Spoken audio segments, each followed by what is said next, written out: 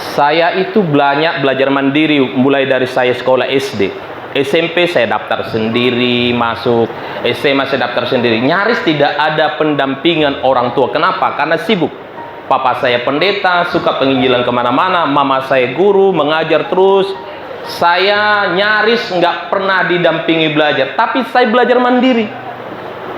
Dan akhirnya kemandirian itu membuat saya bisa mempunyai nilai sedikit di masa sekarang, di mana saya jadi seorang pendeta dengan pelayanan yang Tuhan percayakan. Jadi anak-anak kami, orang-orang yang hebat di tangan Tuhan dipercayakan sedang menempuh pendidikan di sini. Ingatlah, yang disebut sebagai orang yang paling miskin bukan karena dia nggak punya uang. Orang yang paling miskin adalah orang yang tidak mampu mengasihi orang lain. Ayo kalimat ini ungkapkan. Orang paling miskin adalah orang yang tidak bisa mengasihi orang lain. Jadi sehebat apapun kita, kalau kita nggak bisa mengasihi orang lain, itu orang paling miskin.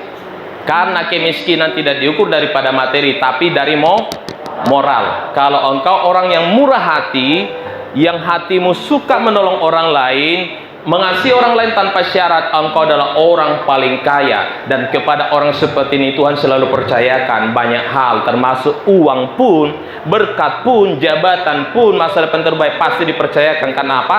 Dia mau menyalurkan apa yang Tuhan beri. Tapi kalau orang itu selalu berpikir, aku harus dapat ini lagi, enggak pernah berpikir membaginya untuk mengasihi orang lain, itu namanya orang paling miskin di dunia. Itu sama dengan laut mati. Tahu laut mati?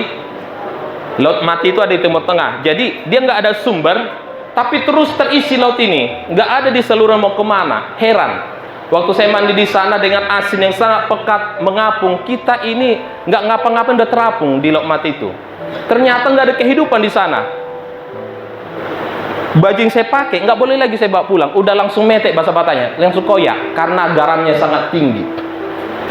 Itu laut mati. Jadi orang Kristen yang hanya taunya terima, nggak mau mengasihi orang lain dengan apa yang dia punya, itu orang paling miskin sedunia. Sama seperti laut mati. Sama-sama katakan laut mati. Tapi orang-orang yang bermurah hati, yang dia sadar semua hidup itu anugerah, dia beri pengetahuannya, dia bagi menolong orang, dia ajari orang yang dia punya menolong orang pada waktunya, itu orang yang paling kaya. Karena apa? Kepadanya akan selalu diberi kemurahan demi kemurahan oleh Tuhan. Katakan amin. Dia akan seperti Gunung Hermon. Gunung Hermon itu akan selalu Tuhan kasih embun. Lalu dari embun mengalir dari gunung itu mengalir sampai ke sungai Yordan. Dan itu akan membuat keberlangsungan kehidupan yang luar biasa. Hidupmu ingin berlangsung lama? Hidupmu ingin berlangsung menjadi berkat? Ingat baik-baik. Orang yang bernilai adalah orang yang mampu mengasihi sesamanya tanpa mengukur orang lain dengan ukuran dirinya. Sekali lagi yang setuju katakan amin. Kepalkan tanganmu. Amin. Tepuk tangan bagi Tuhan dong.